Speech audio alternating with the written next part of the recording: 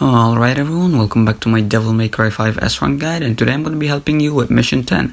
And this is the first mission where you get to play as Dante, and I'm not going to sugarcoat it. This mission is a nightmare to S-Rank. And I'm saying that because it rewards too little style for how you play. So essentially you have to play like your life depends on it if you want that S-Rank. This first fight, this is the most style you're going to have all mission. And I'm just gonna say it, if you don't get over 6,000 style points in this first fight, you might as well just reset. So try to do almost exactly what I do in this fight as best to your ability. So that first demon there I killed by doing 2 slashes on the ground into the air, Rainstorm, Helmbreaker, and then Dance Macabre. That got me an A rank. And then these 2 Impuses, you can kill them however you want. Just make sure you keep switching your weapons and varying up your moves. And make sure you have at least an S rank or a double S when you kill them. Then you want to go to around the location I'm standing at and then do Honeycomb Fire, which is back to forward and then Gunslinger. And then that should break a triple S, and then you want to keep that triple S and then end the fight with it, because that's how you're going to maximize your style. And then for the Impusa Queen, you want to stick to Trickster most of the time, just in case you're about to get hit, so you can dash away quicker, just like I had to do there. And the way I suggest to attack her is to stay in the air and just do aerial moves, such as using Barlog's Blow Mode, using Cavalier in the air, and Sword Slashes. Just, I'd say, do not stick on the ground. Okay, now you see that blue flash that just happened on screen right there. That means that the Impusa Queen is stunned. So now what you want to do is you want to switch to Swordmaster and do a real impact. That is back on the analog stick and then Swordmaster. That's going to do a lot of damage and build you a lot of style. Then you see what I just did there. If you have a triple S rank and then you decide to Sin Devil trigger, you're going to do a thing called a quadruple S. Meaning that you won't have to sit through the animation of getting into Sin Devil trigger and you can instantly do it. But then you want to turn it off after a couple of slashes, because then after a few seconds you won't be able to. But okay, 6,240 style points. If you got under 6,000, just restart. It's not worth it. And by the way, I did not like telling you exactly what to do there in that last fight. I usually just give you some tips, some advice, some ways to take out the enemies better, and then you can implement that into your own playstyle. There I had to tell you the exact way I fight that room so you get over 6,000 style points and won't have to restart the mission, because from now onwards your style is going downhill. Okay, but with this fight now you can have more freedom with it, but just if you get to a triple S and you need to get to a triple S, please, you have to maintain it. Otherwise your style is gonna go down far.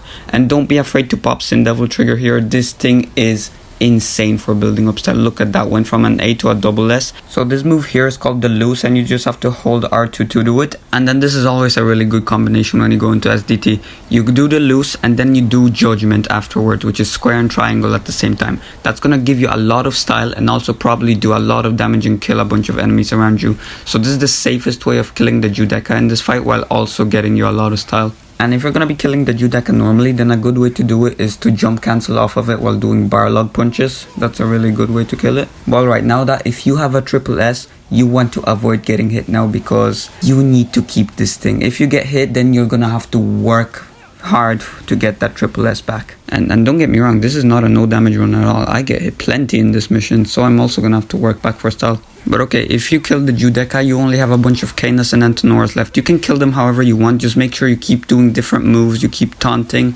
so that you maintain that triple S rank. A good move to do on the Hell Canis is Dance Macabre, because that's gonna get you a lot of style and gonna damage it a lot. I wouldn't suggest doing it on the Antinoras because the recovery for Dance Macabre is too long, so they will hit you with their charge up attack. I finished this fight with a double S, so not too bad, but a triple S would have been much preferred. And look at this, my style got lowered by almost 600 points. I maintained a triple S throughout this whole fight until almost the end. I wouldn't have minded like a 200 point deficit, but a 500 point I feel is way too much. Keeping in mind that you want to have over 5,000 at the end of the mission if you want the S rank. And I should probably mention that I will not be doing any Dante Dr. Faust cheese. So just so you know. Okay, so these guys, the Chaoses, what you want to do with them, first you want to break their shell. So what you want to do is switch to Cavalier, jump in the air, do lock on back and then attack. And then while you're still in the air with it, then you want to do lock on forward and attack. And then once you get down on the ground, you just slash them with Cavalier again, and that should break their shell, so that they can't do their Sonic the Hedgehog spin dash thing. And then once you broke their shell, you can do whatever the hell you want to them. Try to throw in a Dance Macabre at least once every fight, because that's gonna build you a lot of style. Like if you have one enemy left, you might as well just try to Dance Macabre them. Okay, so 2 more chaoses will spawn, so just take out their shells with the Cavalier. And what you actually want to do is do not focus on killing one of them first. Take out both the chaos's shells first, because if you just focus on one of them, then the other chaos will spin attack you and probably hurt you a good bit. So you want to take out the shells first, so you don't have to worry about them spinning into you. They can also spit at you. As you can see, I took damage there, but it's okay. It didn't do that much and didn't cost me that much cell. So yeah, now that the shells are taken out, just do what you want to them. Just keep making sure that you vary up your moves and don't use the same things all the time. Especially with these smaller fights, because some fights in this mission only have like 3 enemies, such as this one right here. And you want to make sure you have a triple S at the end, because otherwise, as there's not as much enemies to beat up, you will end up with a lot less style than in a fight with like 8 enemies or something, you know. Okay, so I managed to pop a Dance Macabre there, which boosted my style up a good bit. And you should make use of your triple S. If you have Sin Devil trigger meter full, then you should pop a quadruple S and then just land a few slashes and then turn it off. That's gonna get you some good damage and style. Okay, so I managed to pop a real impact there, which also gives me a lot of damage and style, which is good. I also throw a rose at it there, because the rose taunt also gives you a good bit of style, so you want to make use of that. And watch this. My style goes down by another 200. I kept my rank over an S rank. Most of the time it was triple S. And yeah. Okay. And this next fight is easy, but it's also annoying because it is literally here just to break your style. So what you want to do is you want to heat up your bar log, and it's literally just a single Fury. This fight is going to kill your style no matter what. You want to real impact the Fury, preferably in Devil Trigger, while it is spawning to get as much damage out as possible. And then switch to Cerberus and then do back to forward and triangle, because that's guaranteed to parry every single attack. And then once you parry, you can do whatever you want to it. You have a small window to land a few hits, and I either like to use Cerberus or Barlog. But boom, I kill him here. Sometimes it might take you a couple of extra parries, because sometimes he recovers faster than other times. Well, right, look at my style now. It decreased by another 300 points. And here we're gonna have some optional enemies, so just leave them alone, because we don't want to decrease that style meter anymore. And this next fight is kind of important, because if you do well enough on that next fight, you can actually get your style points increased by like 200 or 300 points. So I started off by charging my summon sword by holding the Swordmaster button while having DSD equipped. I launched them at the Hell and Tenora, and then I start beating on it to get some good hits in. Okay, but this fight is against a Judeca, Hell and Tenoras, and Hell Canas. It's kind of similar to the second fight in this mission, so you can fight it similarly to that fight. Again, don't be afraid to pop Sin Devil Trigger. I'm going to pop it in a second, because I start taking a lot of damage, so I'm going to have to get some style back. Look, he hit me there a bunch, so I'm just going to back away and pop Sin Devil Trigger and do loose into Judgment. And that's going to give me a lot of style and damage the enemies a lot, so I can make up for the lost health. Just a word of advice though, do not be near a wall when using this move. A lot of my projectiles there hit the wall instead of the enemies. Well, right, I hit up Judgment, and that's gonna look at that. We went from an A rank to a triple S almost instantly. So you're gonna wanna watch out, because the recovery after you exit Sin Devil Trigger, especially after doing Judgment, is quite long. And as you can see, I got hit by the Antenora there, which, you know, turned me back to a B rank. But it's okay, because I managed to get triple S before I finish this fight again. Just make sure you do Dante's Air Taunt from time to time, because that's guaranteed to bring your style up a bit. Okay, the Judeca is stunned now, so I take the opportunity to switch to Blow Mode in Barlog and hit it with a real impact, which gets me a triple S and finishes the fight.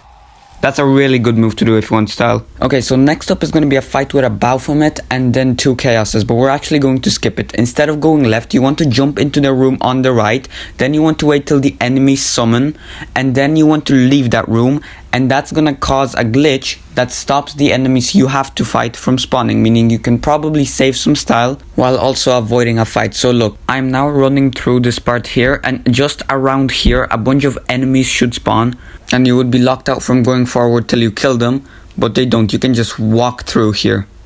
So you just want to go into that room back on the right. Just wait till you hear the enemy spawn, leave, and then you can run through. Okay, so the next fight we're actually going to do is going to contain 2 Hellbats, a bunch of Pyrobats, and a Fury. So first thing you're going to want to do is you can kill the Hellbat and the Pyrobats however you want, and then a Fury and another Hellbat will spawn. But you want to make sure you have a full Sin Devil Trigger bar here. So any Devil Trigger you get in this fight, you just want to put it into the Sin Devil Trigger bar instead. And do some taunts too, just in case you don't think you'll have enough to maximize your Sin Devil Trigger bar. Because the Furies have a big chance to hit you and kill your style, right? So what we're going to do is we're just going to do Loose and Judgment to kill them instantly. So yeah, just kill the Hellbats and Pyrobats how you want here. Just make sure you do different moves and do some extra taunts. I pull a Dance Macabre here to, you know, get some extra style in. And okay, now I have enough to fill up my Sin Devil trigger bar, which again you will need for when the Fury spawns. So I filled that up. I killed the last Hellbat here. And now the second you kill the last enemy that you see, you want to pop Sin Devil trigger and then activate Loose, which is R2 again. And that will do a lot of damage to the Fury and the Hellbat.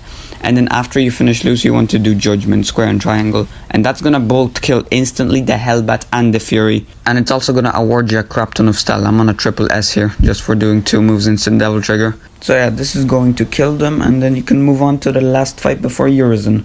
And Urizen, you don't even have to win. You just have to either wait it out or get him to kill you. But okay, I speed things up to not waste your time while getting to the next fight. And the next fight is going to be against a Proto-Angelo, a bunch of Scoto-Angelos, and a Baphomet. So what I suggest you do is take out the Baphomet first. So do whatever you want to it. It won't do anything once you get it on the ground. You can just bully it basically. So just make sure you avoid hits from Angelos, because take a look at my health. Basically, if the Proto-Angelo Devil triggered now and then hit me like once or twice, I'm dead. But yeah, the Baphomet is a good way to kick off your style here. I get to an S rank before even killing him, because he's the easiest to kill here. So just take the opportunity to build up your style before you attack the Angelos. And then once you are done with the Baphomet, then you want to focus on the Scoto-Angelos, the small ones. And you can either break their shields or just jump behind them and then attack them then. And if you're going to break their shields, then you could either go into Devil Trigger and then just stinger them. That's an effective way to do it.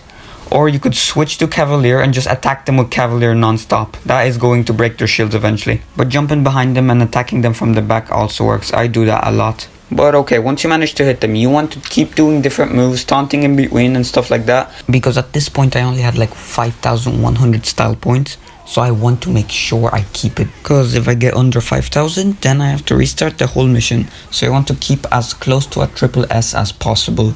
I finished this fight with an S rank, which is kind of risky, but I managed to maintain my triple S for long enough and kill enough enemies while having a triple S that I was good. I end this fight with just about the same amount of points I started with, 5,100. And I feel like if I finished this fight with like a B or an A, I would have probably gotten under 5,000. So I'm serious, you have to play like your life depends on it if you want to keep a good score. This mission is the best you'll have to play to get an S rank. Mission 11 is going to be easier, so is mission 12. But yeah, this mission, you are going to have to play as if your life depended on it. And some people that are doing no damage Dr. Fausti's would just come in this room and just pull a red hot knight to kill everyone.